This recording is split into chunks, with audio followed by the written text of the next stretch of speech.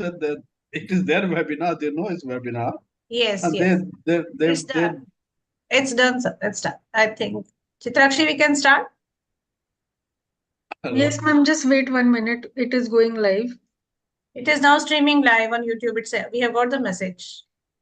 Okay, ma'am. Okay. Okay, Kirti, so we can start. Can we start now? Yes, sir. Yes, sir.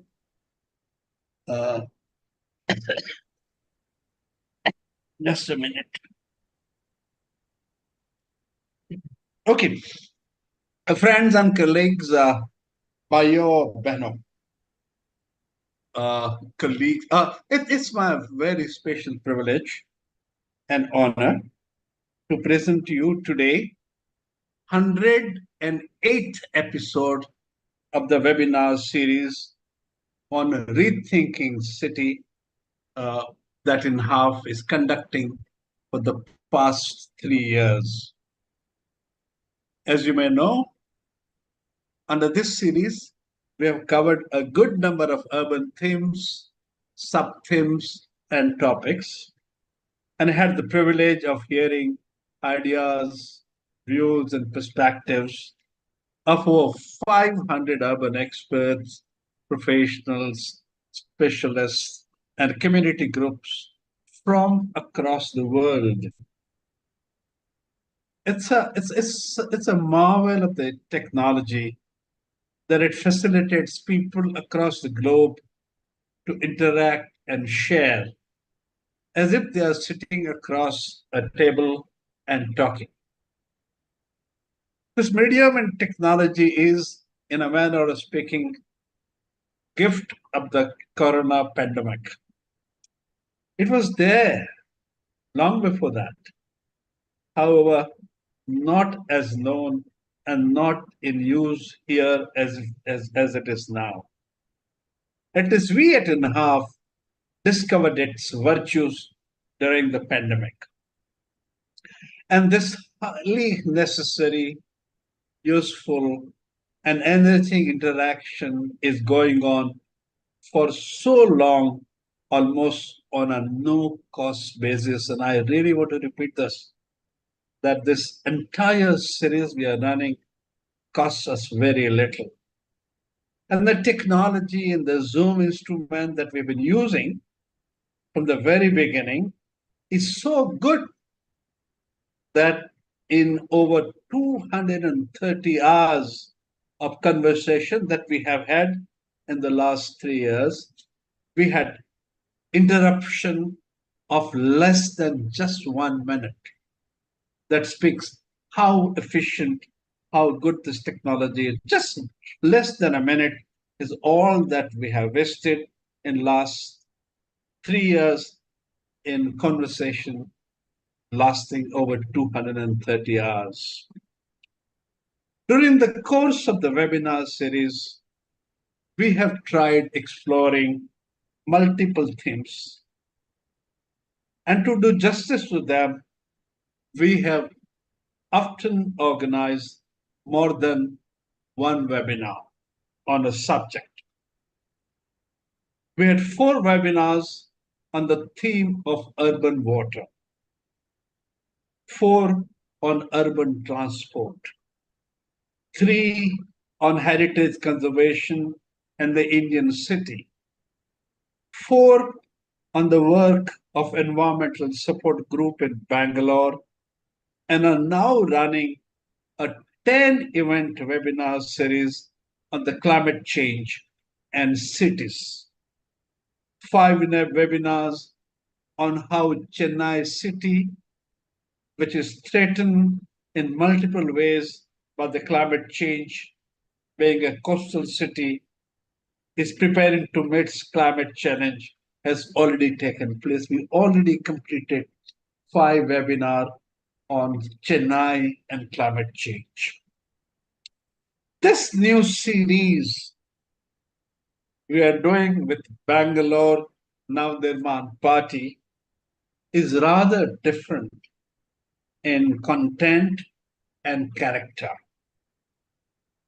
BNP, that is Bangalore Navnirman Party, we are told is the only such political outfit in the country, confined to just one city and confined to just one local body. We are grateful to BNP and its General Secretary, Sri Shikant Narsihan Saab, and its many devoted workers for the opportunity to present the ground view of the working of the municipal system of Bangalore. It is one thing to talk about or take a macro view of an urban issue like water or finance or even governance, but different taking a micro view in a specific context.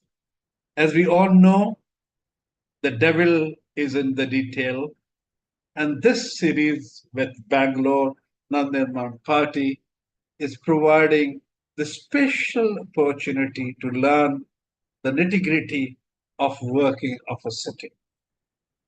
It gives us a bottom up perspective on how things work at the lowest level.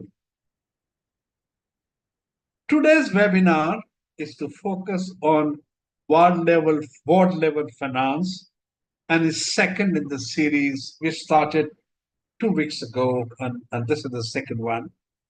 And we look forward to 4 more webinars to understand how a municipal administration, the people level government of a city, function in view of enormous challenges of growth, of development, of environmental deterioration, resource constraints, new threats such as global warming and climate change, rapid erosion of natural resources, rising expectation of the citizens in the age of information technology and communications revolution, and fast changing value systems in the public life and declining standards in political discourse and political action.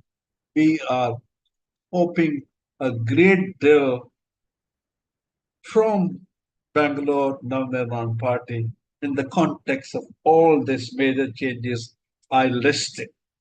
We are looking forward to BNP for a new vision and a new narrative in running a city and managing its development. So, with this introductory words, I hand this over to the moderator, Shri Raghavan. Raghuvaji, please take over and run this.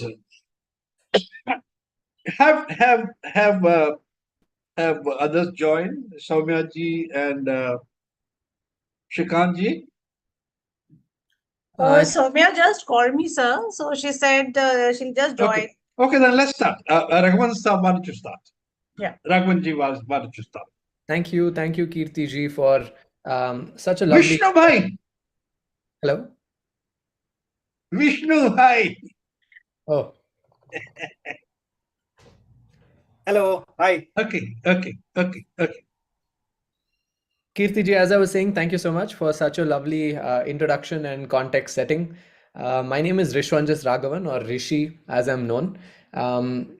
I'm happy to do this discussion, to chip in with my views, moderate. As everyone knows, today we are here to discuss the theme of municipal finance.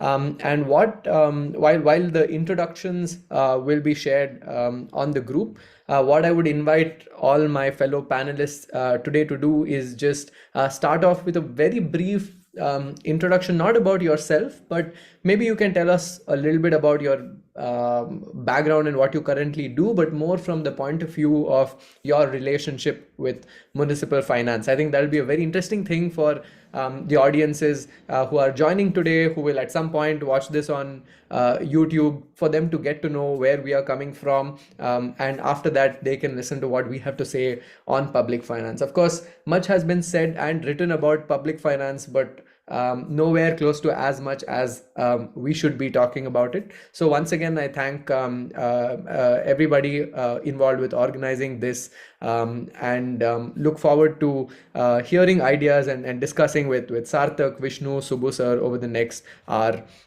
or so.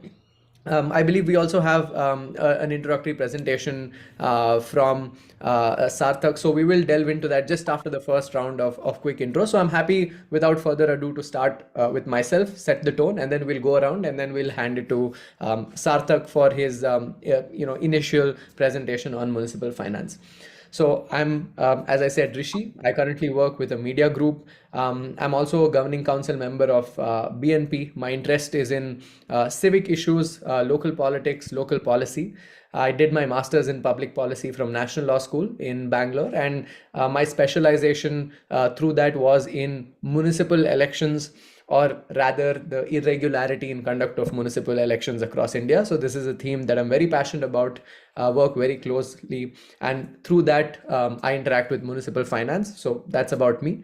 If we can go to Subbu sir first, and then Vishnu, and then we'll end with Sarthak so that he can continue with his presentation. Thank you, Rishi. I'm Subbu Hegde. I'm a BNP Governing Council member. I retired from a corporate about 10 years ago, and then I've been running a non-profit for skill development. It's basically for the school and college dropouts to create sustainable livelihood for them through vocational training in courses or the skills which are in demand. It has 3 centers in Bangalore. It is still scaling up. In addition to that, I have been involved in the running of the RWA where I live in the last 12 years or so. As the governing council member, I was initially responsible for the treasury functions, but now I have handed over that responsibility to others in the GC council. So that's all about me. Thank you so much, sir. Vishnu, a quick intro and your relationship with public finance. Awesome. Hey, hello all. My name is Vishnu Reddy, and I'm a startup guy. I've been working with startups, building startups till now. Currently, I am the zonal president for a constituency called as Mahadevpura, for a political party called BNP, Bengaluru Navnirmana Party. What I do is I take care of about 3 wards in the constituency of Mahadevpura, where I build the party from the scratch. I go meet a lot more leaders. I'm on the ground, and of course, I speak to a lot of people, try and get the party's message across to a lot more people, and also to get a lot more people into the system. Try and ensure that that transition happens in a smooth and forward manner. So that's what I do, and the reason why I'm incredibly passionate about my city of Bangalore. This city has given me everything, and I'd like to give it back whatever I can in whatever ways I can do. So that's how, from a ward finance perspective, I'm also interested in contesting as a corporator candidate from one of the wards representing BNP. So obviously, I deal closely with officials, and I also talk to them in terms of what budgets are allocated, and how do we ensure that the right budget gets allocated to the right work. I'm also an activist myself, so I fight for potholes, I fight for drains getting cleared, I fight for garbage getting cleared and all of that stuff. So that's how I got involved into this, and we'll talk more about board level finance. But allocation of the right way of doing finance is what I'm passionate about, and looking forward to that conversation. Thank you so much, Vishnu. Over to Sarthak, please take it away. Yeah. Thanks, Vishnu. Thanks, Mr. Subbu. Thanks, Rishi. So I'm Sarthak. I'm an assistant professor with the Takshila Institution. Takshila is an independent center for research and education in public policy. At Takshila, I teach economics and I do some research on public finances. So I analyze mostly union budgets, state government budgets, sometimes BBMP budgets as well. And apart from that, I also am working on the public finance situation of the smaller states in India. By smaller, I'm again, there's no such universal definition of what is small. For convenience, those states which have a population less than 1 crore. So, this is a project which is funded by International Center Goa. So, I am working on that as well. So, this is what is my relation with public finance. And yeah, I teach some modules of public finance with Takshila. So yeah, that's it from my end. So Sarthak, I believe you also have a presentation which will give our viewers and folks on YouTube and who will watch this later, a rundown of public finance for someone who does not know it all and wants to get an introduction. So maybe we can start with that. Yeah. So I'll just share my slides. Just give me a second. I think it's of great value for those of us who are not, researching about it, even though we work on the ground, and for our viewers who may not be doing so much of that, but a great opportunity for us to look at it from an academic point of view and hear about your experience as, professor. So I look forward to what you have to share. And I think, the screen is visible. Screen is visible, right? Yeah. So I want to talk about the fundamentals of municipal finance. That's what I have been told. So the idea is I'll give you a bird's eye view of how municipal finance typically looks like, and the focus will be on the revenue part. And I'll be talking about overall municipal finances like throughout the country, but the focus again, as you will notice, it will be more specific to BBMP. I will have more data related to BBMP. Now, the first part is going to be about some data, some numbers. The second part, we're going to talk about some broader issues, some broader principles, some broader challenges. So this is how I have divided it, and I'll take around 15-20 minutes to talk about it. So, in fact, I thought I'll start with a quick question. And I mean, people, you can reply it, answer to this question on the chat. How many governments are there in India? Anyone has an answer to this? How many governments are there in India? Rishi, people can respond on chat, right? Yes, they can. I think there are a few comments coming in. Yeah. So You mean the levels, right? No, I'm asking you how many governments are there? I'm not talking about levels. Because people are replying levels.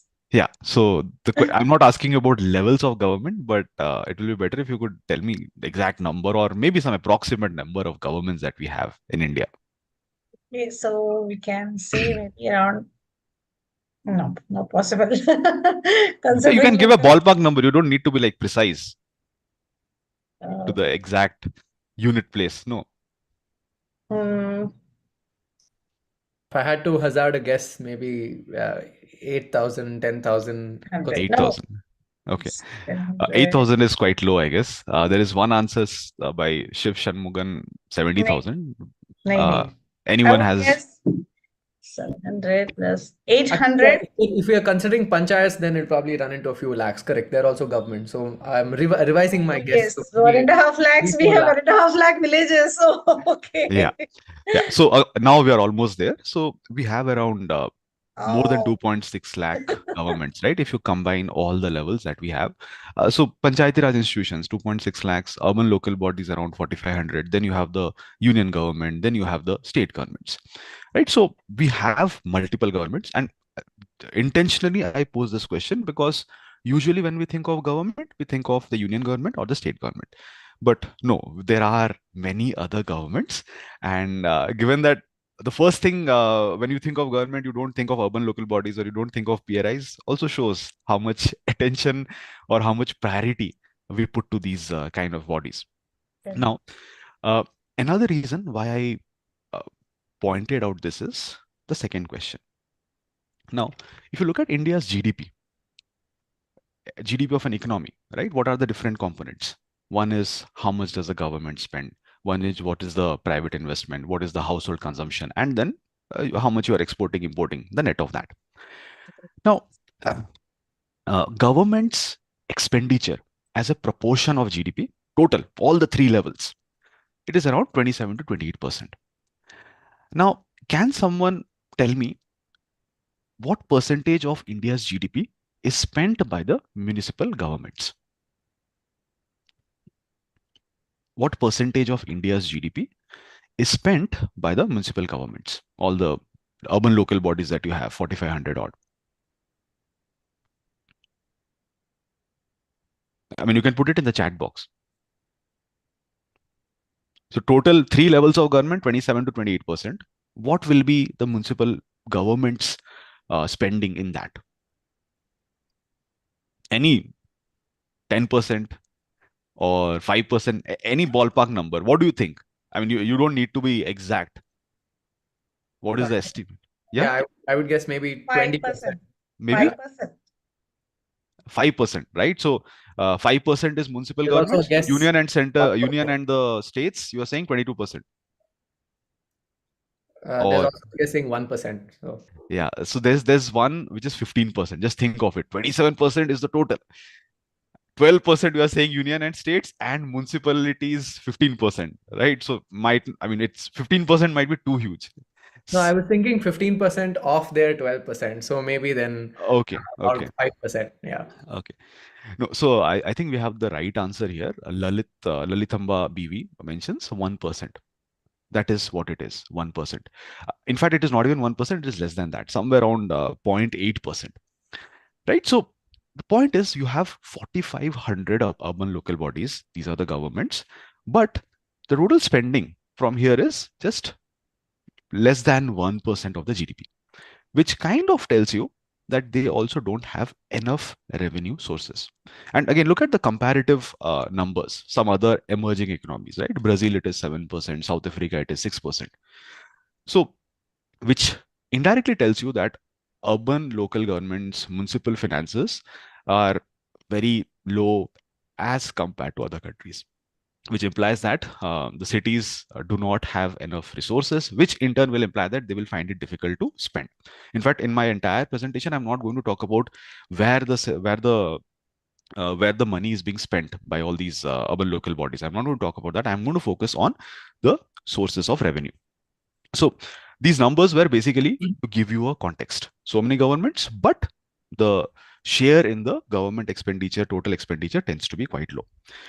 Now, the next automatic question, where do these urban local bodies get their revenue from? Now, it can be broadly divided into 3 sources, right? First is the union government.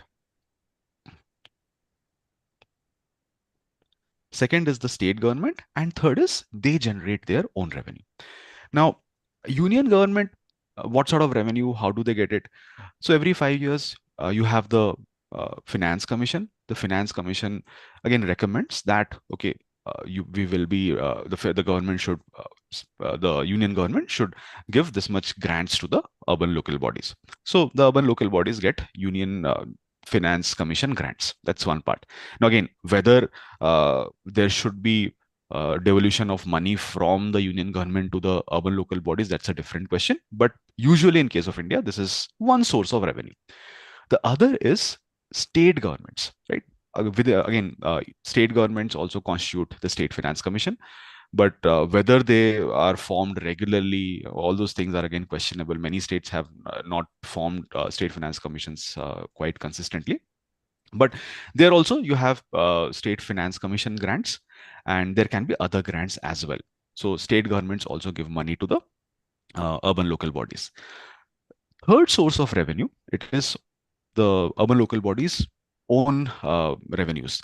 So they might tax certain kinds of economic activities. From that, they will generate revenue. Or they might also charge different kind of fees.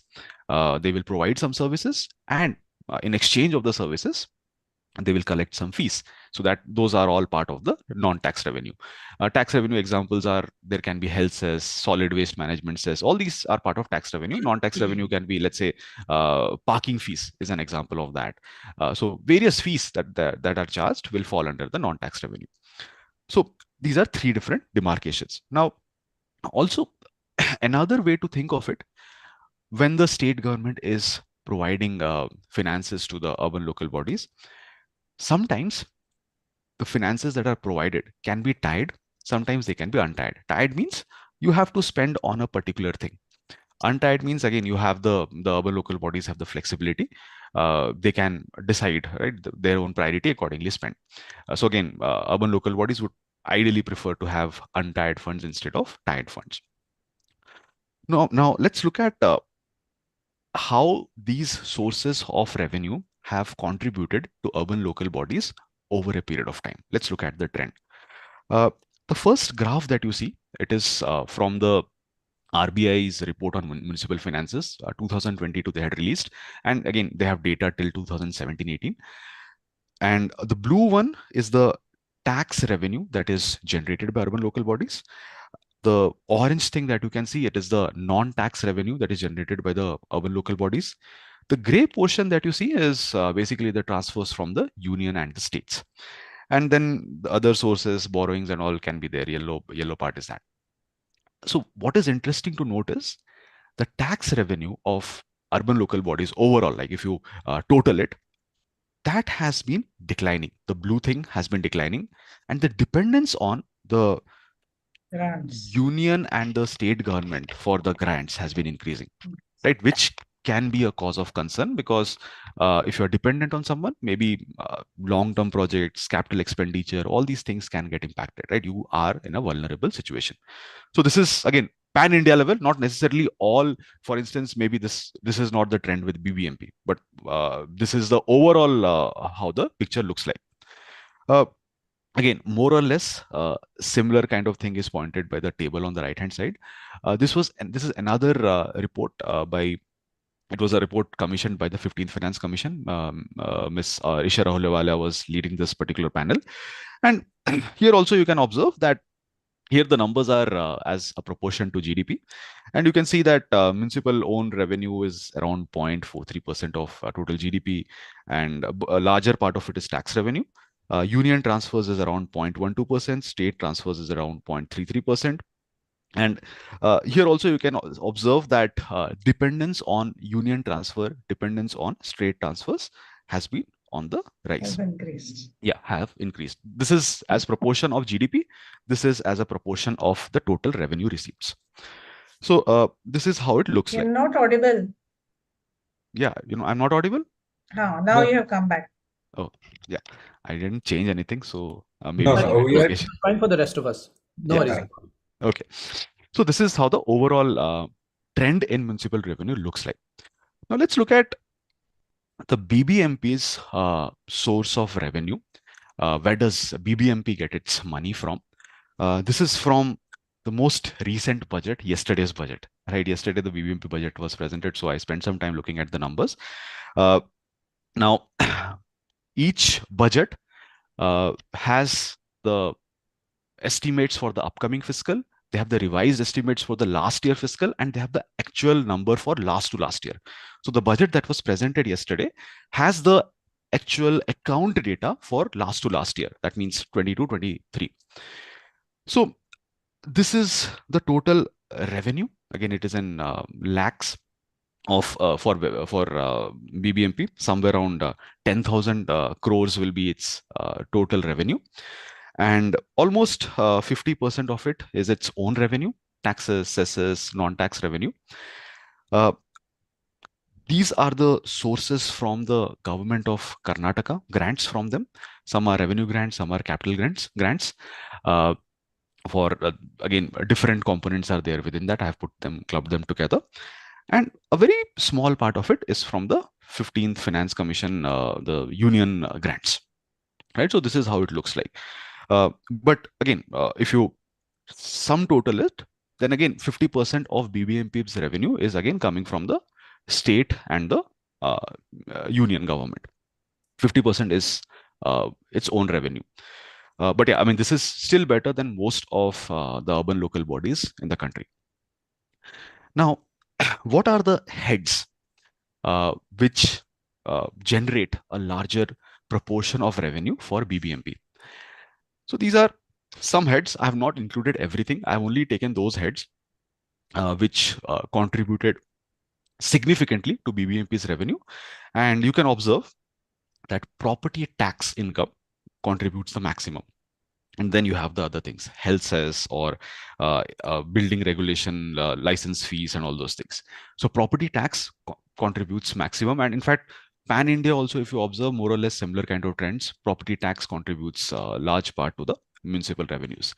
But this does not mean that we have completely, I mean, there's no scope for improvement here. There is still massive scope of improvement.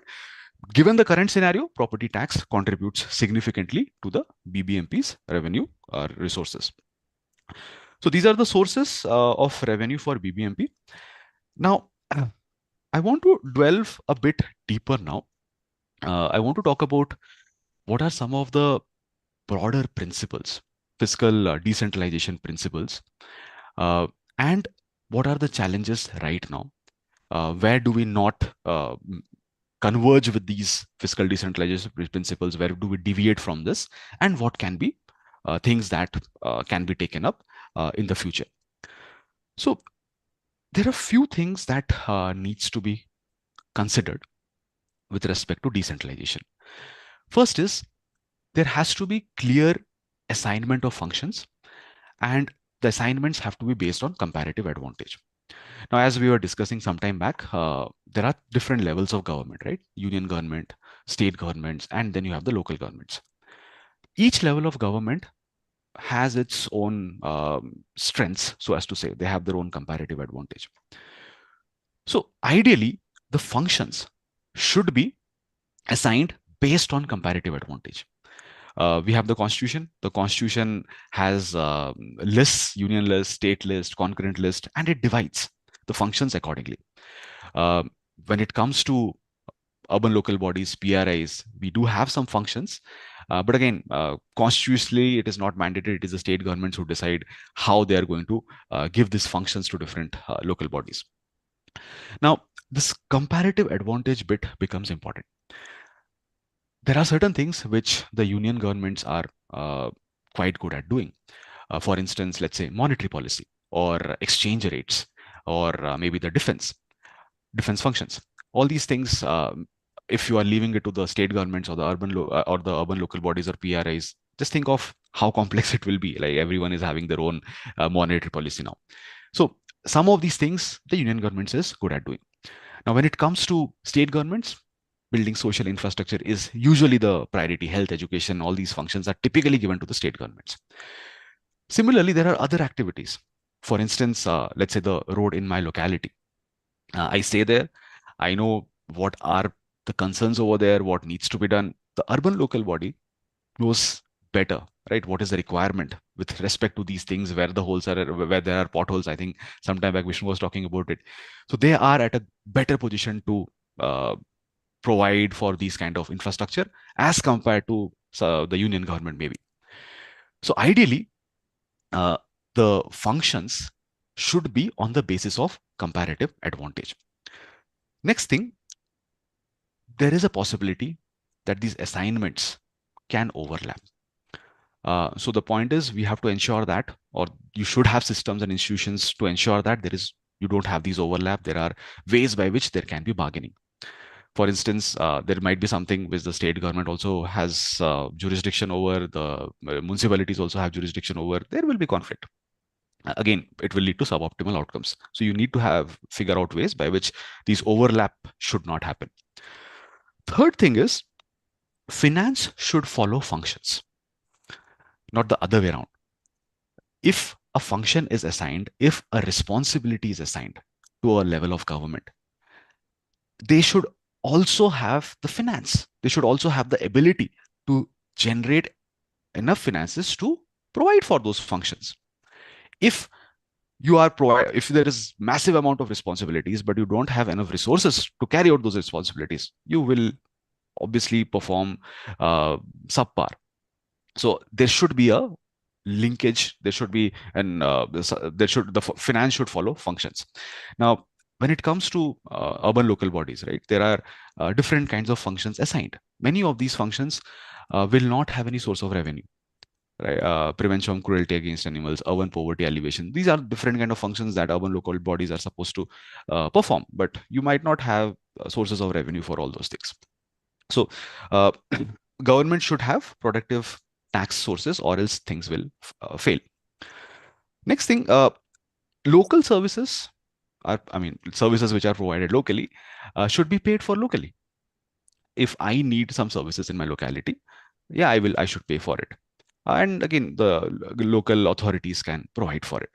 But there can be instances where you will have spillover effects. For instance, a road connecting, let's say, Bangalore to Mysore, right? There will be spillover effects. Other jurisdictions will also get impacted, will get benefited. There are positive externalities. So in those cases, again, maybe the state governments or other jurisdictions should contribute. And the last part, intergovernmental transfers are something which are unavoidable. Because again, the first principle that we talked about, comparative advantage. So the union government has comparative advantage when it comes to raising resources. All the broad-based taxes are with the union government, the income tax, taxes for corporations, while the state governments have the responsibility for spending on health, education. State governments typically spend or they bear larger part of the spending burden, while the union government has larger resources. Right, so you have to figure out ways by which resources can be transferred from one level of government to another. So intergovernmental finance it is something which you cannot avoid. But the point is, you have to find out ways by which perverse incentives are not there. It should not be the case that a level of government, it knows that they will get resources from other levels of government. So yeah, they will not really care about their balance sheets. They will just go on spending because someone else is going to bail them out. That should not be the case. So this is again another principle that should ideally be followed when it comes to fiscal decentralization. Now, let's see what are the current challenges with municipal finances and specifically BBMP. Now, first thing, when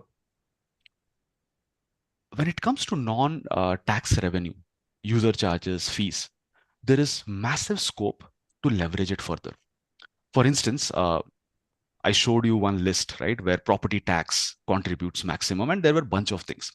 And on that particular bar chart, you will not see parking fees anywhere. It's missing. And parking fees is something which is leveraged in many jurisdictions. In fact, recently in Bangalore also, we are trying to do that, but there is massive scope to use it. In fact, there was one study which pointed out that around 500 crores per year can be generated using parking in Bangalore. And again, if Bangalore's total budget is around 12,000 crores, 500 crores is a huge amount. Apart from that, many of the user fee generating functions with the state governments are with the state governments. So the urban local bodies cannot raise revenue on those things. For instance, water, electricity, all those things are with some parastatal bodies, and the urban local governments cannot charge for these kind of services. We saw that property tax is something which contributes massively to Bangalore's revenues.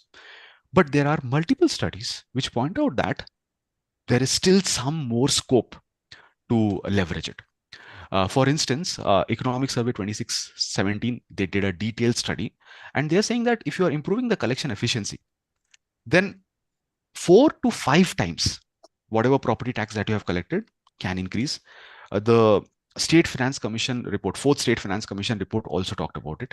The Fourth State Finance Commission report also mentioned that at this point, there are different kinds of exemptions. We need to review that. Charitable institutions, educational institutions, maybe think about reviewing some of these things.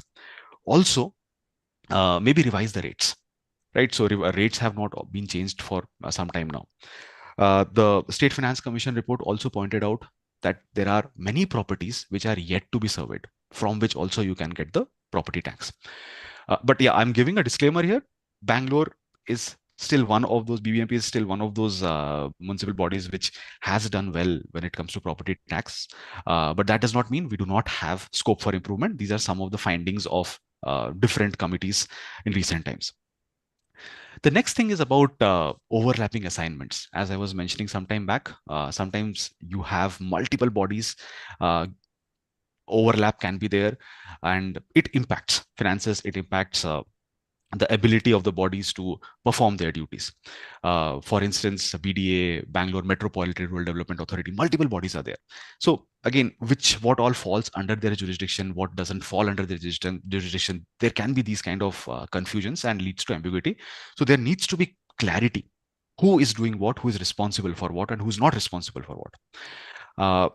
And something which Mr. Raja Chelya had talked about, everyone wants decentralization, but only up to their own level. The states will say, we need decentralization, the union should give us funds. But when it comes to giving funds to the local bodies, the states will not be following the same principle, right? So this also needs to be considered. Now, I mentioned something, finance should follow functions, but at present, that is not what happens. The states, again, there is a state list, there is a union list, concurrent list. So it is well defined. What are the things that the states can work on? What are those things the states can generate their revenue from? Right. So they have that constitutional right. But when it comes to the urban local bodies, again, it is dependent on the state governments. The state governments decide what are the taxes the urban local bodies can generate. So massive dependence on state governments is there. And the problem here is we have what is called as the weak Vixelian connection. The Vixelian connection basically tells you that there has to be overlap between these three entities. The entities who decide, the entities who benefit, the entities who pay. Let's say I want well-functioning roads, roads without potholes in my locality, right? So I am the one who is paying for it. I am the one, people in my locality are benefiting from it. But generally what will happen, who is going to decide that? Not necessarily the urban local body, maybe maybe some other body which does not necessarily represent my interests. So if that is the case, it is weak Vixelian connection, and again you will have suboptimal outcomes. Maybe if the state government is deciding all these things. So again, the state government is elected by people who are from different parts of the state, maybe from urban areas, maybe from rural areas, and they might not necessarily relate to this.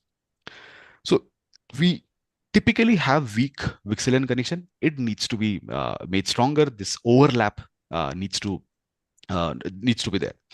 And with GST, the states have again been impacted even more. Some of the taxes, for instance, advertisement tax and all those things were subsumed. So because of GST, the states also got impacted, but they were compensated. Some compensation cess and all those things was there, but for urban local bodies, that was not the case. There have been some commentators, for instance, Mr. Vijay Kelkar, 14th Finance Commission. He was recently recommending that union government and the state government should share a part of the GST with the urban local bodies because of the losses the urban local bodies have been through. And the last part of the challenge here, the borrowing route is something which is underexploited, right? If the union government, state governments, they typically spend more as compared to the revenue sources. They will have fiscal deficit. And how do they manage it? They will manage it through borrowings.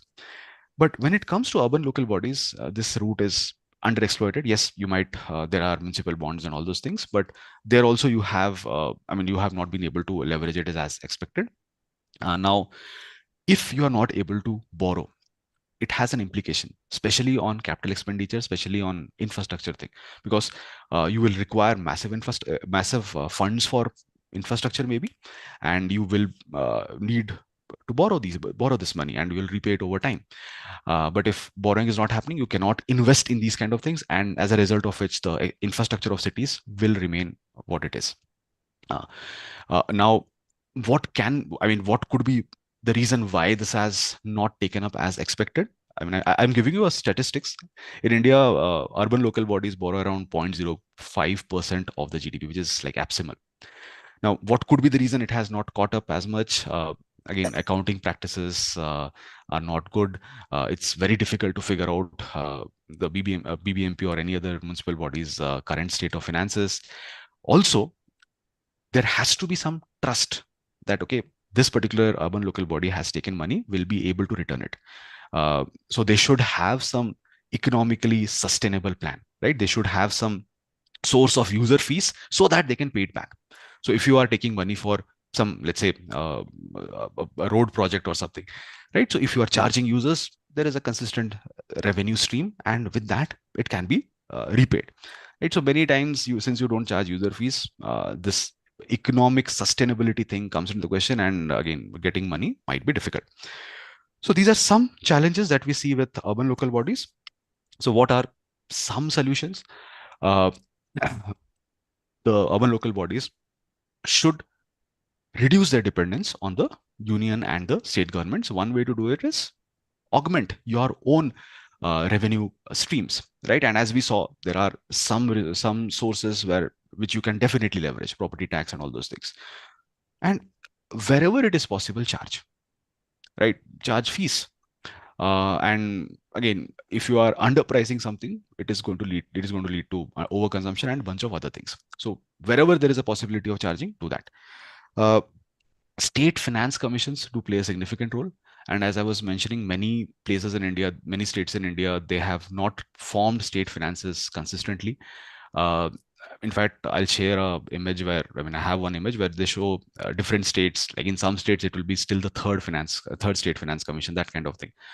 So you need to have state finance commissions regularly form it every 5 years, but that is just part of it. Many of the state finance commissions, they take more time to come up with the reports. The report is again not tabled on time. There are delays. The action taken report, again, that is also delayed. And most importantly, the way state finances operate and the way union finances operate, it's completely different, or at least in terms of expertise. Generally, the Union Finance Commission has experts. Many of the state finance commissions do not necessarily have the right kind of expertise.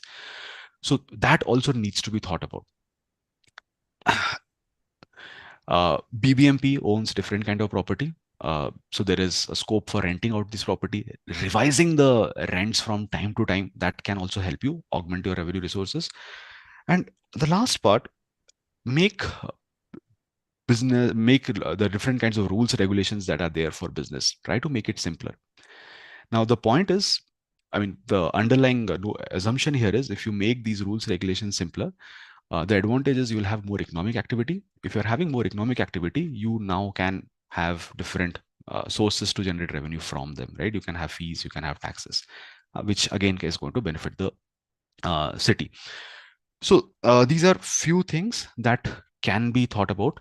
Again, broader ideas, but has been consistently on the list for some time now. So with this, I'll wrap up my thoughts on municipal finances, fundamentals of municipal finance. And yeah, if you have any questions, we can do that, or we can take the questions at the end after all the panelists have talked about. Thank you so much, Sarthak. I had one question, so let me start off with that, and then I'll go to the other panelists. And meanwhile, while I ask my question, any of the attendees, if you have any questions, please share that as well. If based on how the discussion is going, I will take that. So if we can go back up to your slide on the sources of the budget, which you pulled out from 2023. In fact, one slide before that. I was just wondering, among this breakup, you spoke about tied and untied grants, out of the state. Of course, I understand that own revenue is mostly comes with our own discretion on how we want to spend it. But in terms of this GOK, capital works grants, and the revenue grants, would you know how much of it is tied and untied? And even if tied, I was wondering what level of tied is it? Do they tell you this fund is for this road, or do they tell you this fund is for these types of roads? You decide where the necessity is and you can implement it. Yeah. So again, this entire capital work grant, it's for infrastructure development. And the revenue grants that you see, a part of it will be specified. This is untied grants. And again, when it is tied grants, they don't specify exactly that, oh, this is the road that you have to construct. Again, it is at a broader level that this is for these kind of infrastructure, or this is for power infrastructure, or this is for paying the salaries to your officials, right? But yeah, that the ratio will be quite low all around. So let's say if the total revenue grant, I think around 20% of that will be untied. But yeah, it keeps on changing from time to time. But I don't think it will be more than 20%. Sounds good. Thanks for the presentation. Not only sharing the issues but also solutions. So it was very insightful and crisp. Um, and yeah, once again, the audience can share their questions. I think Sarthak is a bit under the weather. He'll try to stay with us for as long as he can, but we can do one round of questions if you all share it on chat. But coming to Subbu sir and Vishnu, we Just before that, Rishi, thank you. Thanks for this summarizing it. Just should I stop sharing my slides, because that yeah, I way the think other speakers can be on the sounds spotlight, no? good. You can stop Yeah, sharing it. In case any of the questions need you to call back the yeah, slides, we can do I can that. do that. Yeah. But coming back to Subbu sir, I think Yeah. Sarthak has given us a great view and a summary of the issues. I think we couldn't have put it better in terms of giving us an understanding of what does municipal finance entail, what are the issues. But you all have been practitioners on the ground. Subbu sir has been dealing through his role as an RWA member and party member working for causes, and same for Vishnu, who's been very active on the ground, taking problems up, trying to get the funds to get them solved. So we saw it from top down, but from bottom up, um, which of these challenges mentioned by Sarthak have you experienced and seen firsthand from the ground? How many of them are similar? And is there anything different that you have encountered? So we'll start with Subbu sir and then go to Vishnu. Yeah, I would say, first of all, thank you, Sarthak. You know, the points you have made are very useful to the many of the people who are attending this, because they are going to be the future corporators who will run the BBMP whenever it happens. Because we have been waiting for the BBMP elections for last 2.5 years. And for that, we have kept ready a large number of ward level leaders to take the role of the corporator. And certainly your points will help. Coming to the Bengaluru Navnirmana party stand and our experience in dealing with the BBMP finances, particularly at ward level, I would put 3 points. First of all, the citizen participation. The BNP has been insisting for citizen participation, not only at ward level, even at the next level of area sabhas, because the decentralization is the key, which was recognized by the 74th Amendment also. And that 74th Amendment of the Constitution said the governance at the local bodies should be at the start at the lowest level, which is area sabhas, then the ward sabhas and ward level management, and then city level. In this, there are two things when you say citizen participation. One is, yes, the system should enable the citizens to participate. That is one thing, which means starting from making a budget for the ward. It should not be the corporator or, in the absence of corporator, the municipal officer who decides what money to be spent on which project and all that. It should come from the citizens' requirements. That is one part. But at the same time, I had to point out that especially in Bangalore, we have seen the citizen participation in BBMP elections is low, particularly from the educated class. If you look at the election voting percentages in last many BBMP elections, it is just about 40 to 45%, unlike state government, which is about 60 to 65%, also in the national level. So there is also a need for citizens to participate in the governance. And towards this, the BNP has done extensive work, like going to each group housing RWA to first make sure that they have the voter ID, and then promoting participation in the election when the election come and things like this. So citizen participation has two what you call sides of the coin, and which both should be focused on, and BNP is doing that. And of course, the system providing the facility to participate in the governance will not happen till the elections are held and the ward committees start functioning. Ward committees have stopped functioning in the last 2 years, even though they started in a good note thanks to the initiative of the earlier BBMP commissioner. Second part is the what you call transparency in the business of BBMP, not only in what you call spending, but also running a good accounting system where the budgets clearly should say how the revenues will come and how that revenue will be spent during that budget year, and how it can be monitored not just by the government officers, but also by the citizens, the participating citizens of the ward or the area sabas. This, in fact, PNP has tried to do it by some kind of a deep dive. 3 years back, we went to the BBMP website and dug out the information to find out how in different wards the money is getting spent on various projects, and we found a large number of anomalies. So then we requested the BBMP commissioner that you should put this out in the public domain so that the citizens can see what is happening in that in their area or in their ward, and they should know that what projects are undertaken in that and how the money is being spent, and they should have the facility to point out if there are anomalies happening.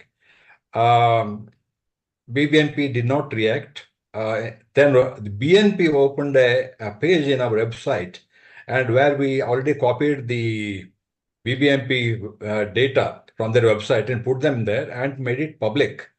And that forced the BBMP to provide the same facility in the BBMP portal. This is one example how the transparency in accounting of BBMP has to be, it can be enforced with the public pressure, but ideally it should come from the what you call BBMP or the state government influence. Third part is the, I would say, accountability. Now, at corporate level, when the officers decide to spend something, and if money has been spent, they should show how the money has been spent. In fact, we have found a lot of anomalies where money has been earmarked for a particular purpose, but it has been spent elsewhere. This accountability is totally missing today. And there was some accountability when the BBMP council was functioning, when there were corporators. The citizens could question that corporator. Now that facility is gone. And at the officers level, there is nobody whom we can question and say, tell us, in my area, which road has been taken up for road asphalting, and has it been done as per the standard? Because the citizens should be able to understand how asphalting is done, what is the standard, whether it should be 1 inch or 2-inch thickness asphalting, and if the work is completed, they should be able to check and see if there is really 1 inch or 2-inch thickness, or just it will so thin that it will wear off in one season. So this accountability is something which is missing today, and the BNP has done a lot to enforce this accountability. Yep. And these are the fundamental pillars of good governance in the civic bodies. And fortunately, we walk the talk, and many of our corporate candidates have the actual experience of doing all these things, the participation and, the holding the bureaucracy responsible, accountability, and also transparency. I think Vishnu would have many examples to show it also. Yeah. So I end my talk here, but of course I'm open to questions as far as the BNP practice is concerned. Sounds good. Thank you, Subbu sir. Of course, while we are talking from a Bengaluru perspective, because that is where we are based on and our knowledge is rooted from here, municipal finance, of course, a broader issue in the country. And I'm sure that a lot of the challenges that we are facing are being faced everywhere else as well. And we do have an audience who are from different cities. Great points mentioned by you on the need for transparency of finances. That is one angle, and then involvement of citizens the other. One of the things that you mentioned that maybe we can go into further is also the impact of regularity of elections and the seriousness given to municipal finance. So maybe that is something that we can discuss. But now that we have got the academic perspective, we have got BNP's perspective, Vishnu, talking more about just specific instances or issues, drawing from your experiences. Can you shed light, as I said, not so much about maybe the specific case of BNP or Bengaluru, we've heard that, about the issues raised by Sarthak. How many of them do you face in your interaction at the civic level when it comes to municipal finances? And are there any newer issues that you have faced? Oh, absolutely. Thank you so much, Rishi, for that. First and foremost, Sarthak, thank you so much for the wonderful presentation. There are very few times in a webinar where I sit down and take notes. So I think this is one of them. So genuinely do appreciate that. That's something that we wanted to know and we wanted to kind of understand as well, right? From in general on the ground perspective, right? I am the guy on the ground. I am the guy that is building the party on the ground, is having these conversations in terms of what is to be done, where are we currently at, and how do we kind of bridge that gap of, I think Subbu spoke about a lot more about accountability and transparency, right? So how do we build that into the system? Something that I've been trying to solve as well. So here is a particular thing, right? In my and I work closely with the BBMP officials for a lot of things, a lot of civic issues that we deal with.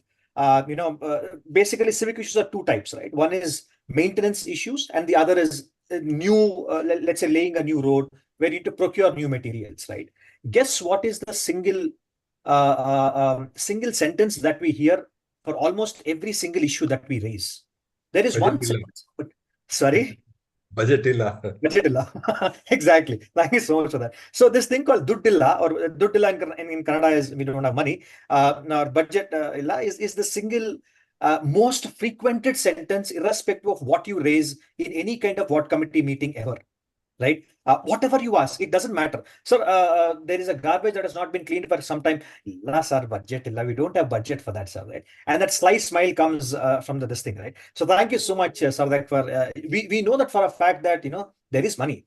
It's just that we don't know where it comes from and how it is budgeted, right? So yours, I think, gave us that this thing. Thank you so much for that. Yeah. Now coming to I think you, Sarthak, have presented quite a few solutions in terms of how do we ensure that this budget and the budgeting comes in a right flow, right? What we usually face on the ground is obviously the allocation of budget and the funds to the right projects, right? Now, one of my experience has been the fact that the closer you are to a power center, the faster or let's say a lot of priority of projects kind of tilt that way. Right, the closer to you are to a larger power center, it tilts your way even it bends your way even further, right? But here is a misconception that I'd like to point out first and foremost, right? A lot of people that I speak to on the ground, I've spoken to about, I think, 10,000 plus people in my ward, right? I've been on the ground every single day, meeting people, trying to understand them, right? There's one misconception that I want to put across today, taking this forum as this thing, right? Anybody I meet tells me that, okay, fine, you're trying to contest as a corporator candidate, fine and well, good for you, all the best. But here is the thing, I don't think you can make any difference because the entire of the budget is in the MLA's hands. MLA's hands or in the MP's hands, or there is nothing you can do and stuff like that, right? I'd like to actually talk on this. That's absolutely not true. That is 100% not true, right? If you look at this, so the BBMP takes care of the municipal governance of Bangalore, right? It is the BBMP governs Bangalore from something called as a BBMP Act. The BBMP Act is there. It's 2020 is the latest BBMP Act proposal that we have. If you take the document, if you do a simple search in the document, simple Control F, and try and figure out if there is a word called MLA or a member of Legislative Assembly in the entire Act, you won't find a single reference to an MLA in that Act. Right, or a member of parliament. So I'd like to just let you all know that an MLA or an MP has nothing to do absolutely with your at a municipal level, they don't have anything whatsoever, right? It's only and only a corporator can get your municipal issues resolved. An MLA or an MP can't get a road laid for you, can't get a drain cleared for you, can't get a street light fixed for you, can't get your lake that is fraught, or can't put a walkway around your lake. None of that. A corporator is the guy who's actually will solve your issues, right? That's the first point that I'd like to just put across. Now, from a like I said previously, right? The one issue that we always hear is we don't have money. There's nothing that we can do, right? I just for a and this after a point of time as an activist, it's really frustrating, right? You ask them once, twice, 10 times, they'll tell you saying there's no this thing. So just to give you an idea, do you all know how much it takes to fill a pothole of 2 feet into 2 feet a square? Let's say it's 2 feet wide and 2 feet length. How much money do you think it costs to fill a pothole that is 2 feet into 2 feet? You can take a wild guess and go crazy with your imagination. 10,000 rupees. Wonderful. Okay, 10,000 rupees is a lot of money. Yeah, 10,000. Sure. So I'll just tell you what it is. It costs you about 2,300 rupees. Oh. It costs you 2,300 rupees to fill a pothole of 2 feet into 2 feet this thing, right? And I've been that guy who's trying to fill potholes, and I've got an answer back saying it's money. There's no money in the system, right? 2,000. If the BBMP in my ward especially does not have 2,300 rupees, or let's say 4,000 or 5,000 rupees to fill a pothole, then I don't think that this system should exist at all, right? And when they actually carry out the filling of the pothole, the contractor will submit a bill for 10,000. I'm sure. Yeah, it's 16,700, Subbu. But yeah, something there, right? But that's the issue that we face on the ground, right? And that's the reality of it, right? And sometimes it gets really, really frustrating when you try and solve civic issue, and this is the thing that is happening, right? So we at BNP, I think Sarthak has put across some wonderful solutions in his deck. From our perspective, I just want to, I think Subbu has also mentioned that, saying that citizen participation, right? I want to quickly kind of see how do we kind of ensure that conversations like these don't happen, right? Where you're looking at a pothole that will take you. By the way, I have the bill also where I was the one who got the pothole filled on Outer Ring Road for a bill of 2,300. And the best part, he gave me a warranty of 2 years, right? Previously unseen in the BBMP ever, right? So now coming back to the thing. So what we've been trying to do is we've been trying to take this citizen participation to the next level. So one of the things that we've been trying to do, where we understand how finances are actually done on the ground, are actually given to the ward, we're trying to taking that into a slightly larger and a more participated level. So we are the only political party in this country that is advocating for area sabhas. Right? We are the only political party in this country that wants area sabhas formed. We are the only political party in this country that wants area sabha members, taking Subbu's point of citizen participation, to come and be a part of the system. Right? Currently, for the last three and a half years, we have not had a corporator, which is actually unconstitutional, right? But that's how it is. What we want to do is we've gone about actually 4.5 years. We've gone about creating something called area sabhas across every single ward in Bangalore. Essentially, area sabha is a ward is divided into 10 area sabhas, so that's approximately 5,000 people per an area sabha. What we are trying to do is that we get one area sabha member from every single area sabha. So there are 10 area sabha members. It's constitutionally mandated that you need to have an area sabha member. But here is the twist. There is not a single area sabha member that has been nominated in any of the wards in Bangalore. And to tell you one more thing, there is a ward that I take care of where one of the area sabha member actually resides in London and has not come to the meeting since the start of the entirety, right? So that's the apathy that we're dealing with. So we want to remove that completely. We want to get good people into the system and ensure that we collate issues better.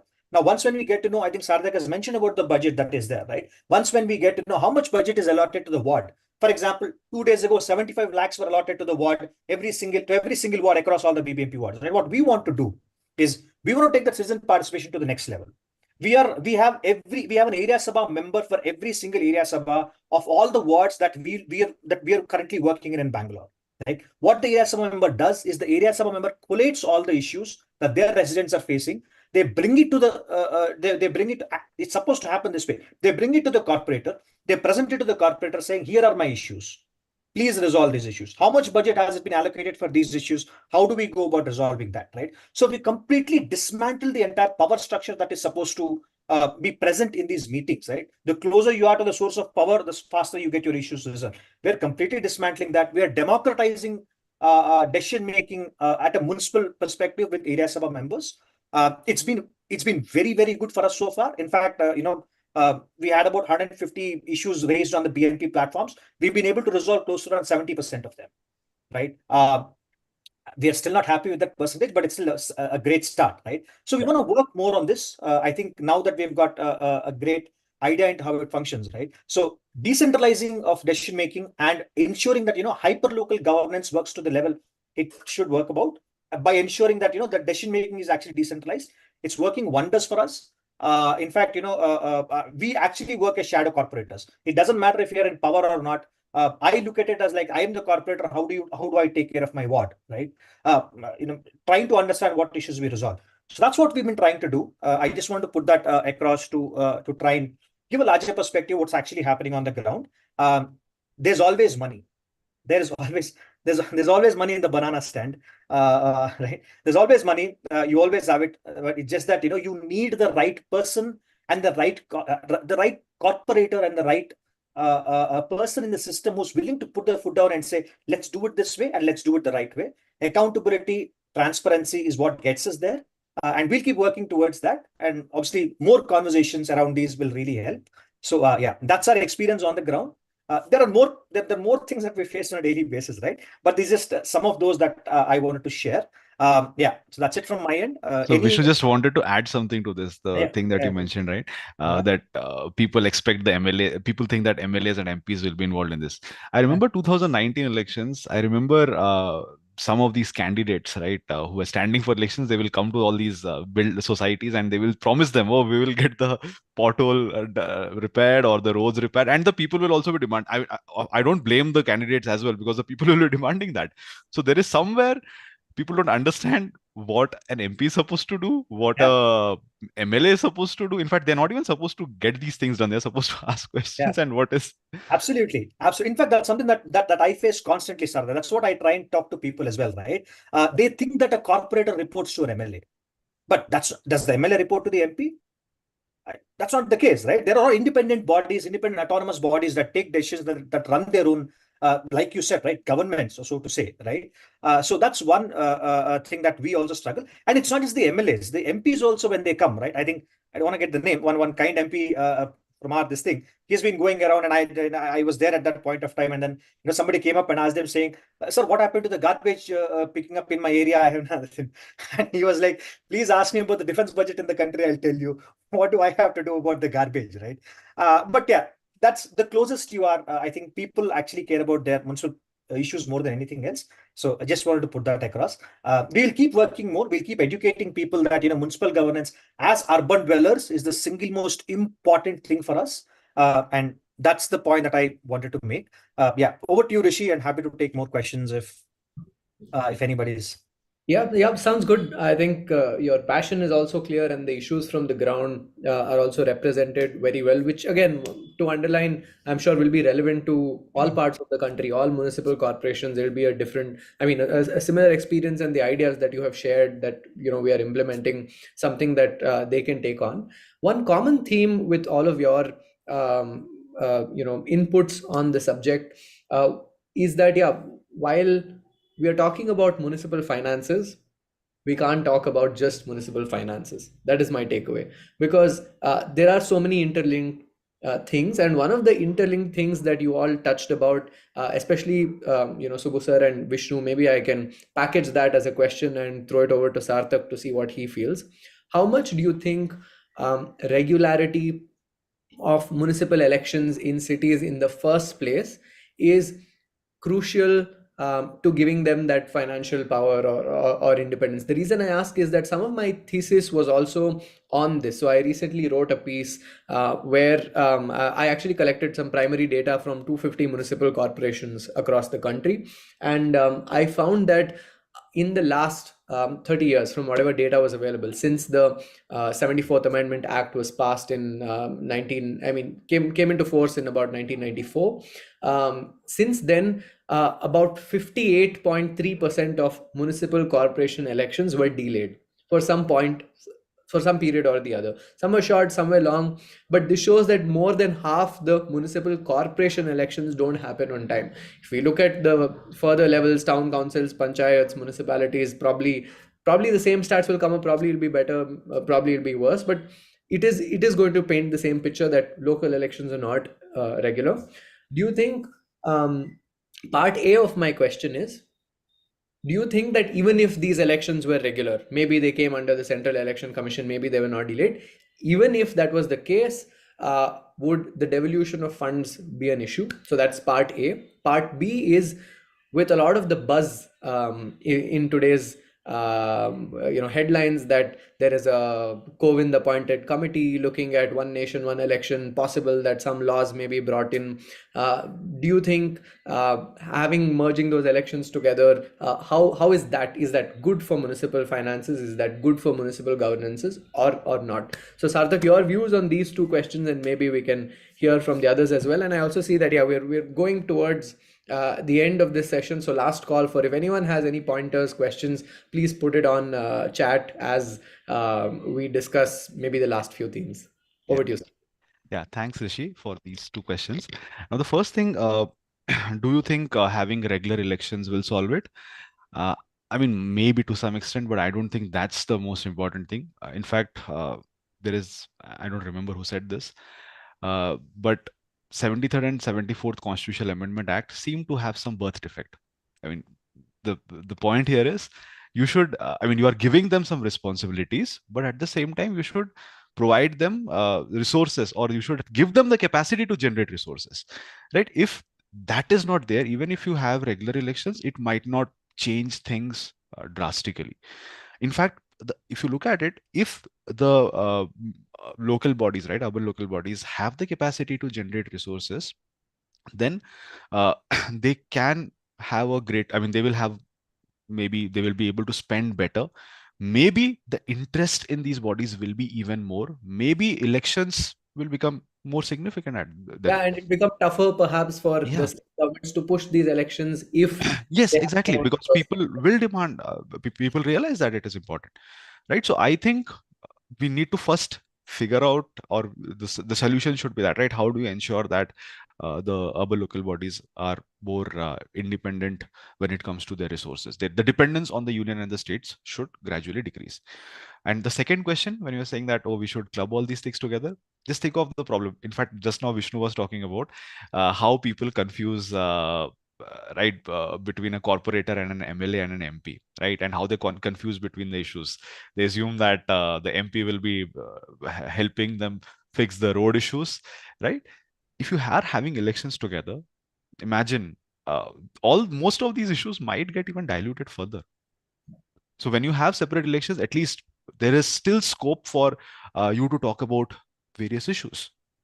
I mean, I see there is a risk if you club, maybe efficiency wise it will be better, but for the urban local bodies, I'm not sure. And anyway, there is right now also people don't recognize the difference. I have one point on this, Rishi. As Vishnu pointed out, the quality of corporators matter when it comes to governance.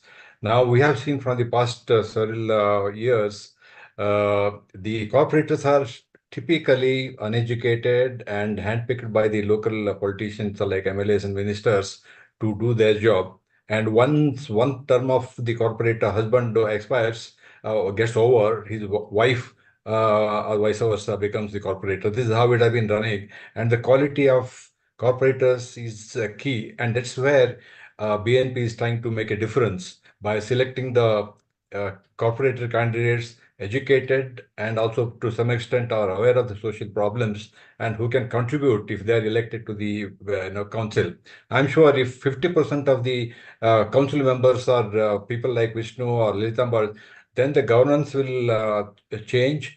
There'll be more independence, and also it's possible to collect more revenue by the BBMP on its own, because one study has shown just by collecting the property tax efficiently, it can generate 10,000 crores. And no revenue grant from either state government or central government is required. And BBMP can manage on its own. So that is one point I think very important, going forward. Yeah, and Vishnu, you have any views on how clubbing of elections? Already the narratives are a bit confusing on the ground.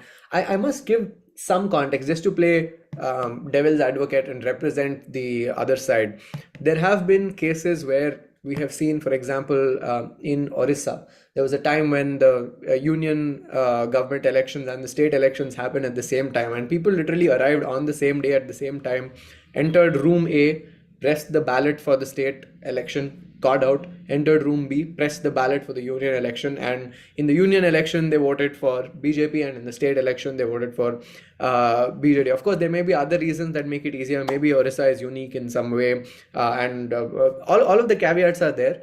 But it raises the question that, yeah, maybe can voters be discerning? Similar thing we saw in Delhi, where elections didn't happen at the same time, but they overwhelmingly voted for AAP, some 67 out of 70 votes, and then they overwhelmingly went and voted for BJP just a few months later in the union election. So the question is, are we taking away credit from some of our voters?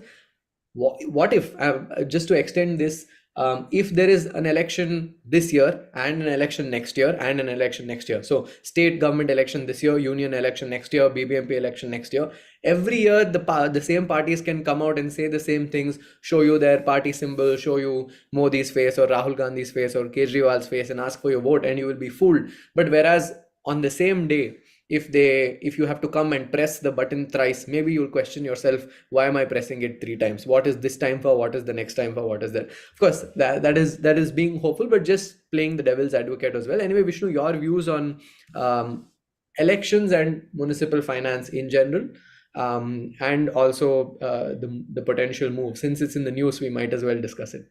Sure. Yeah. No, I've not actually thought of the angle that Sarthak had mentioned till now, which is, if how do the issues get diluted, right? But here is what I can tell you, being on the ground, and lack of a better word, look, I've met people from the entire pie, right?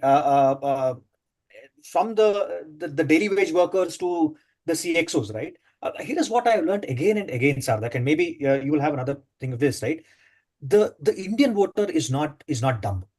The Indian voter is lazy, but he's not dumb, right? And this, in fact, I should tell one more thing, right? The lack of a better word, the slum dwellers that I had spoken to, I saw had fairly more intelligence in terms of assessing people than anybody else, or assessing people or an ideology than I felt the urban voters have ever had, right? That's my take on it, and I have considerable data points that I've met across that I can put this across, right? But I think that you do have a point in the sense that it can kind of dilute the entire thing. But more than that, I'd like to add one small point there, as just to give you some numbers, right? The MP election had happened in 2019 and Rishi, not just Orissa, there are many instances. For example, my home state of Andhra Pradesh had the same thing, where they voted for BJP when central government was going on. We had a state government that got elected with an 80% majority, right? So there are many instances of that, right? But I think there's this one point I'd like to add to that, to the entire conversation, so to say, is that in Karnataka, if you look at it, the percentage of people who come out and vote in the MP elections is about 47%, 48%, approximately there, right? In the 2023 MLA elections, let's look at Bangalore, because we kind of put this in Bangalore perspective. I'm sorry to the other guys who said, hopefully, you'll be able to correlate that. But from a Bangalore perspective, 48% is the turnout for the MP elections, right? For the MLA elections, somewhere around 42 to 43%. Again, it depends on constituencies, but that's the thing, right? In the BBMP elections, it falls down to partly 32 to 34%. Right. This is the absolute reality. So when I've had this conversation with multiple people, right? I've asked them saying, guys, you went out in hordes and you voted in the MP elections. You went out in hordes and you voted in the MLA elections. What happened in the BBMP elections, in the municipal elections, that you didn't come out and vote? The answer overwhelmingly was that, sir, I didn't even know that a BBMP election existed. First and foremost thing, right? This is the biggest thing. The second thing was that I knew that there was an election going on, but I thought it was some panchayat guys fighting over something. I didn't want to get myself in it, right? The third one was that, I don't support any of the parties there. So that was the basic thing. So to get that point in order, right? I think that, yes, somewhere the message that we're trying to send will get diluted if this whole thing happens. But having said that, I think that the average urban voter is damn smart. they can figure out, and I've spoken to enough of them to tell you this, right? They'll know what you stand for. Rest assured. You can't. It's difficult to wander around and try and make your point without actually trying to make a point. That doesn't work out with the Indian voter. They're very smart. They understand who actually works and who doesn't. The only thing is that they haven't had an option where they could actually make a difference with their vote. And rest assured, even if you pay them money, and I've seen this happen, by the way, even if the votes, so to say, the money that is spilled, right? They take the right decision for themselves, irrespective of how much money you pay. That's always been the case. I hope that intelligence remains that way it is. But that kind of that also your message that you put across to them. But yeah, I'm still. I think that we're still on the right way there. But yeah, you have a point. I think we should think through that better, Sarthak. Yeah, that's what I had to share. The jury on that, yeah, the jury on that will be out, and we'll only Yeah. know. I'm Kirti Shah. But, Can I come in? Yeah. sorry, was there a voice? Come in, Kirti Shah. INHAF, I have a question to ask. Can I come in? Yes, Kirtiji, I think your voice is a bit feeble, so I couldn't hear you first time around, but please go ahead. Yeah, it's better now. Can you hear me? Perfect. Yeah. So I essentially have 2-3 questions, and one of the most important one is this: that I was told by everyone that Bangalore Nirman Party is the only one in the country which works at the municipal level. It's a city level political organization, and I think that is a tremendously interesting, kind of a phenomenon, that if you're the only party. And that is why we thought we would not have 1, 2, 3, but we are having 6 webinars with BNP. Now, I obviously have expectations. We are running this webinar series for last 3 years, and this is 108th webinar, which means we have been discussing, and I think the title of the webinar series is Rethinking City. That Indian cities, as they are, have enormous challenges, and we need to kind of deal with it. So therefore, my first question to you, and to all of you, Sarthak ji, Vishnu Saab, Subbu Saab, I want to ask this question that, and I don't believe that particular point of view is correct. If you are talking about local government at the city level, is very important that government comes into existence. And the way for that government to come to existence is to have an election. And that's people's fundamental right, which is being denied. So my first question to you is, as a party, political party, and this is the question that I'll ask Srikant as well, what are you doing? You've been saying that election has not taken place for 3.5 years or 4.5 years or whatever. What are you doing in terms of grassroots movement? You're talking about participation. You're talking about transparency. You're talking about, I think, accountability. Here is a huge question on all three. My first question is, what are you doing as a party? Have you gone to the Supreme Court? Are you fighting? Are you organizing people at the ground level? Or are you saying it's comfortable? It doesn't matter. If there is no election, we will do our work. So that's my first question. And I think it's an important question, which I think needs answer. Can I answer that now? Second, no, but before that, Questions, let me come to the second one. Yeah. Second one is just that I'm a student of urbanizations. And I was a part of the first National Commission on Urbanization that Rajiv Gandhi set up in mid-80s. So I'm old game players at the cities and urbanization.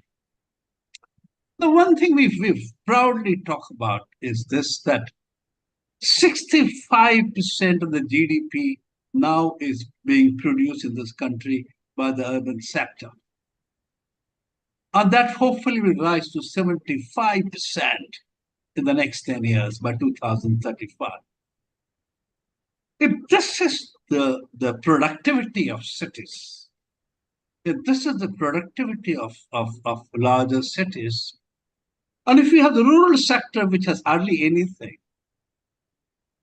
and if you're talking about, resources being devolved, is it proper for a Delhi or Bombay, which has one of the largest municipal corporation, one of the largest budget in the city, to ask for and request kind of resources to devolve down from the top? Shouldn't the city be giving resources than asking for it? If you are the ones who are capable, your productivity is there, you have infrastructure which someone invested in it, and you essentially have been given everything that you could ask for compared to a village situation. What are you asking for, and why are you asking for? That's the second question. There are two more questions, but let me kind of get answer to my first two questions. One is, what are you doing in order to get municipal election done? It's a disgrace that a city like Bangalore does not have municipal election. Yeah. I don't think there's any other way of looking at it. Yeah, I think Srikanth would have been the right person to answer this because even he was in the thick of this particular topic.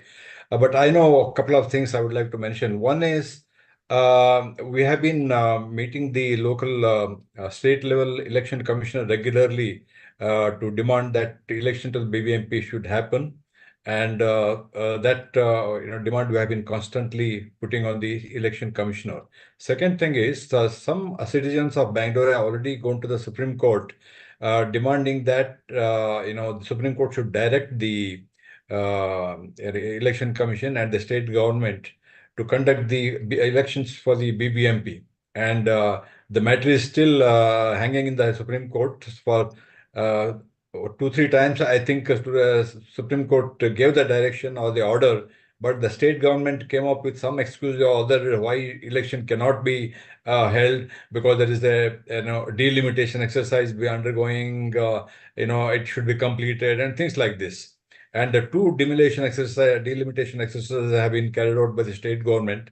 Still, they are not giving the indication to the Supreme Court. Yes, now it is done. We are ready. Okay, they are still trying to postpone it as long as possible.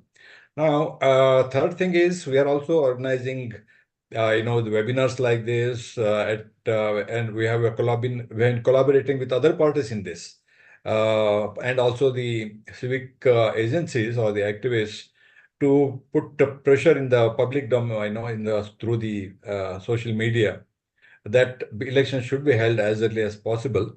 So these are the things BNP is doing as a responsible political party. Rishi, if you want to add a couple of points, if you can. No, sounds good. I think we touched upon this a little bit during the conversation, the discussion, that Bengaluru not having had BBMP elections for 3.5 years now is not a Bengaluru problem. It's in fact much bigger. Mumbai also did not have elections for a long time. Chennai had municipal elections, I think 1 or 2 years back, after 5 years of no corporation in power. There were a few places, I think Vizag or somewhere in Andhra Pradesh, where for 14 years municipal corporation elections were not conducted. The reason I would say is one part of it is because of the birth defect that Sarthak mentioned in the Amendment Act that's supposed to govern these elections in the first place. And now we know there's something wrong. We know that it has to be fixed, but who has to fix it? The people who don't have the incentive to do so. So the only way this can be fixed is by new legislation, which your parliamentarians have to bring in the Lok Sabha and the Rajya Sabha, and that will change whether cities have corporations frequently or not. But as we spoke, they are not the guys interested in decentralization in the first place. So that's just my view on it from an academic point of view. But over to Sarthak, maybe if you can talk a little bit about why just the the devolution part, right? So Bombay does not have an exclusive political party working at the city level. No other city in the country has it. Bangalore is the only city, I'm told, in the country, which has, and therefore your stakes, the stake are very, very different compared to, I think, BJP's stake in Mumbai or someone else's stake in some other place. And that is why I'm asking this question. That is why it's a loaded question. It is a very important question. If you are the only political party, you've got to answer this question. Because you are saying, well, we are not interested in the state legislature. We are not interested in politics at the national level. We are interested only at the local level, which is great. I think this is a terrific phenomenon. And therefore, this question needs to be asked. And that is very fundamental. Election, if you're talking about people's right, if you're talking about a modus operandi for participation, if you're talking about vehicle for participation, municipal corporation is all that. Shahji, unfortunately, the people who have the power, basically the established political parties, like the Bharatiya Janata Party, like the Congress, and like the JDS in Karnataka, they are all very happy with the current situation. None of them really want an independent BBMP governing council.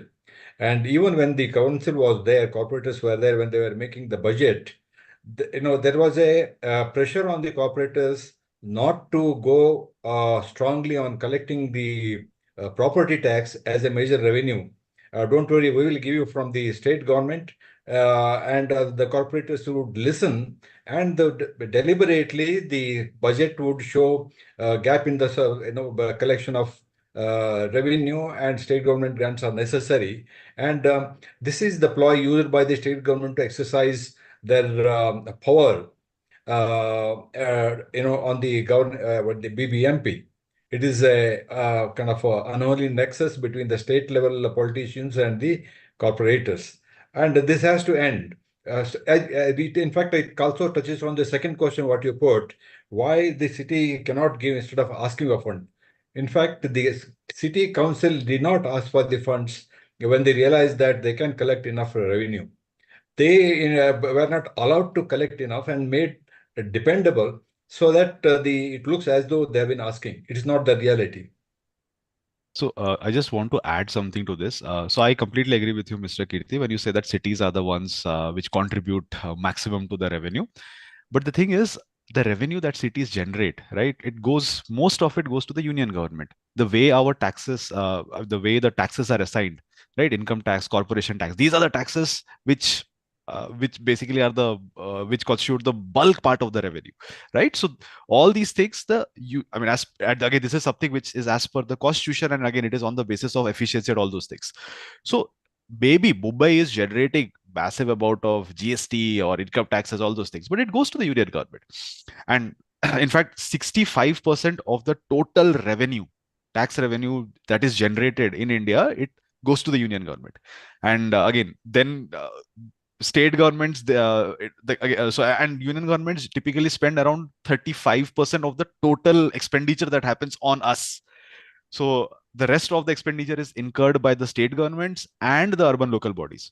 So the union government has money, so it devolves it to the state governments, and the state governments are expected to devolve it to the local bodies. And that is the reason why BBMP or any of these bodies, they ask money from the states. And again, from union to states, that devolution is again as per the constitution. From states to the local bodies, it's again on the state laws will be there, but from states to states, it varies. So that is the reason why BBMP or Mumbai's municipal corporation has to depend on these devolution, because they can't get these money on their own. Sarthak Saab, can I ask a question on that? Yeah. What I'm trying to say is this. Where is your Voice is very feeble, Kirtiji. Sorry. Totally right. Can you hear me? Yeah. Yeah, this better. Right when you say this. My only question is this. Has Bangalore Navdevan Party produced a white paper in terms of injustice being done to cities in terms of revenue sharing?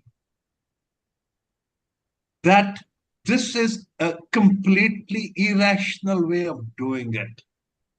That this is the rational way.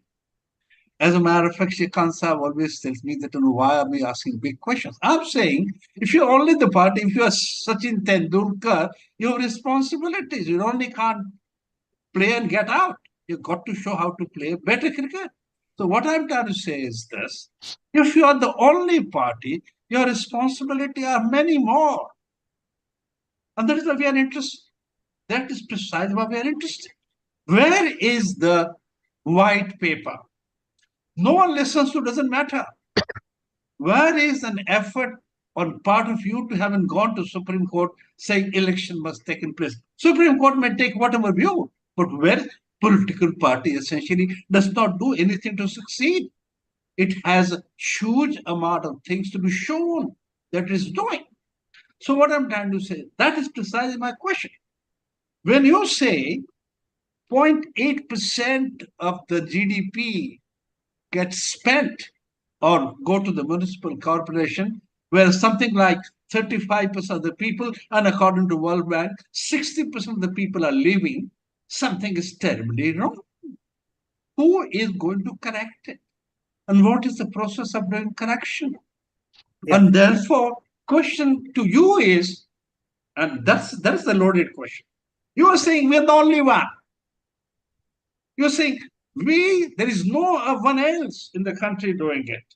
You're saying our only interest is the municipal government, our only interest is the local government. That is why I'm asking this loaded question to you. Yeah, so I'll let the That's BNP party expectation. members answer this That's question. expectation. Can I Okay. answer? That is expectation. And I personally feel you've got to kind of build wherewithal to respond to that. Okay, And that I is would, precisely why we are pushing this webinars. That let them come here, we'll ask difficult questions. yeah, I will start, but maybe Vishnu and Rishi Sir, can if, add to I this. may, just to also, keep a check on time, and of course, this is a discussion that we can have for 2 hours, on its own. Maybe I'll just ask Vishnu to share comment on this because I think he didn't get a chance to in the previous go, and then we'll see how convincing the answer is. And if it's not convincing, then we will have that as one of the takeaways of this session. But yeah, over to you, Vishnu, to answer that. That's a lot of pressure, but still, yeah. No, but just answering Kirtibai's question in two parts, right? First is that Kirtibai, so representatives from BNP, including myself, right? We met the deputy chief minister. We met the ex-chief minister who was part of the BJP government twice. We met the deputy chief minister of the current government twice again, because both of them were the Bangalore development ministers. We've also met the chief electoral officer of Karnataka probably 5 or 6 times. I think Lalita ma'am is there on this call who can to do this, right? So we've been putting extreme pressure on the government to get the BBMP elections running, and we are hearing that now the elections will definitely happen. It's a 90% probability that they'll happen after the Lok Sabha elections. We're expecting them to happen in July, August, somewhere there, August, September, somewhere there is what we're expecting them to happen. But having said that, we'll keep putting the pressure on on the guys in power. They don't want these elections to happen, sir, and that's because if there is no corporator, the decision making is taken by somebody called as the nodal officer, and the nodal officer will listen to whatever the MLA says, right? So I think Rishi had a very, very good point where he said that the people in power have no incentive to get this changed. Having said that, as a political party, we will ask for their time. We will go meet them. We will put across our pointers. We will keep putting that extra pressure on. We're fairly sure it will happen this year, but again, that's to see, right? That's one part of the question. The other part of the answer that I want to very quickly give you is that I've been an activist myself, right? This is regarding the white paper on the finances, on the BBMP finances and all that. I've been an activist myself. I fought for, like I said, I fought for removing tree branches. I fought for removing, footpath, this thing, for everything, that basics, right? One of the things that I have learned, and I've learned it the hard way, is that if you're not a part of the system in India, nothing changes. You can be on the outside, you can hold a placard, you can do all this, but unless you're a part of the system in India, things do not move, right? So first and foremost, before we actually go about talking in terms of it, we want to bring about that fundamental change, and we'll work towards that. we'll work towards being a part of the system, and then we'll work. I think there's a lot of takeaways today from this discussion, right? We will work towards getting that done. But having said that, we are putting consistent pressure. Even the courts, the courts, the government officials, the whole BBMP system, every single touch point. I think we are there as BNP as a party, and we will keep putting more pressure. Hopefully, it will happen this year, but we'll see where it takes us. Yeah, and by the way, we are petitioners in the case in the Supreme Yeah. There are actually petitioners in the Supreme Court case. But again, just coming to I think we can talk about this, but coming back to the municipal finance angle, which was the theme for today. Of course, a lot of these will get discussed over the next 4 webinars as well. A brilliant series, the CAT series, which is going in depth into all of these issues. But maybe if I can invite a last comment, and I want to end on this note. Of course, we have spoken about a lot of problems, a lot of issues. Of course, we have also spoken about solutions.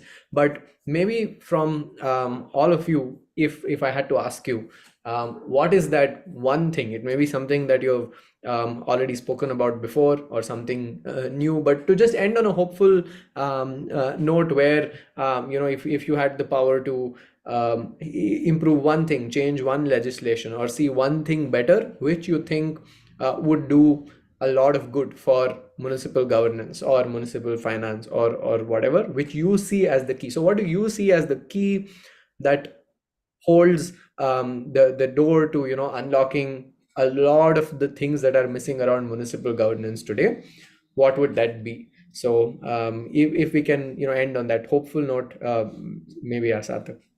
Yeah, so I would say the reduction on union and state finances, we should try to reduce. And how do you do it? By augmenting your own tax resources and non-tax resources. These are things in your own hand, right? The other things, union, state, it's not under your own ambit. And again, augmenting tax and non-tax revenue, you can do it, right? For instance, for different kind of services that you are paying, providing for, maybe charge fees. When it comes to taxes, we already saw that, right? Property tax and all those things. We have estimates for that. You can always leverage that. And in recent times, some of these things have also been done. So land has been the way you are using land, right? I think FSI regulations and all, accordingly, you are getting some fees. All these things helps in the city to develop as well, and you are also generating revenue. So I would say focus on things that you can definitely do. These are the low-hanging fruits. Maybe first do that, and then the other things which the folks from our political parties can do, challenging the status quo.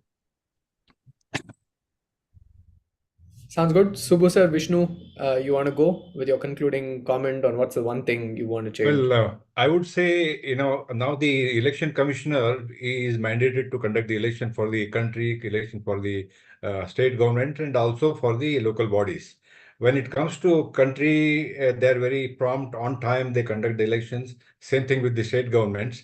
Now, when it comes to the civic bodies like VBMP, they don't exercise that power. They leave the initiative to the state government, and it should not be the case. So I think there should be an amendment to the legislation if necessary, that state election commissioner has no alternative but to mandatorily conduct the election to the civic bodies when it is due. Period. Sounds good. So we had number 1, which is mandatory, in some sense, devolution of funds. Then we had one more, which is mandatory conduct of elections. Vishnu, what is it for you? Mine's a clarion call. Mine's the war cry. Get good people into the system. Get the right people into the system. Give them enough sufficient power. Watch the magic unfold. Right. Step out and vote. Vote for the right person. Get the right person sitting in the right position. You will see this turnaround, and that's inevitable. So that's all. Sounds good. Thanks so much for your time. Thanks to everybody for your views. I think a lot of interesting points came up. The biggest takeaways are just the importance of municipal finance, and the call to action is loud and clear. Let's think about what we can do to devolve funds. The questions are being asked. What all can we do to make sure elections are held regularly? So that is one. And the other is, what can you do to make sure that good folks are representing you at the lower level? So let's see how all of these 3 things can happen in the future and how it plays out. Thank you so much for your time. I think this was really insightful. Over to the organizers, if anyone wants to say a word, or I think we are good to go from our end. Been a great last 2 hours. Yeah, I think KTG had an engagement, so he had to leave. Thank you all so much from INHAF. That was a very great discussion. I think Sarthak ji was having a cold, very bad cold, and he still joined us. And we hope to continue the discussions in the next few series. I hope you will all join us for the future discussions also. Thank you all so much. Thank you, Chitrakshi. Thank you, Thank you. Soumya. And Rishi, your moderation was great. Thank you so much. Thank you all. Thank you so much. Thank you, you. folks. Have a great day ahead. Bye. Thanks. Thank you all. Bye. Bye. Bye. Thank you.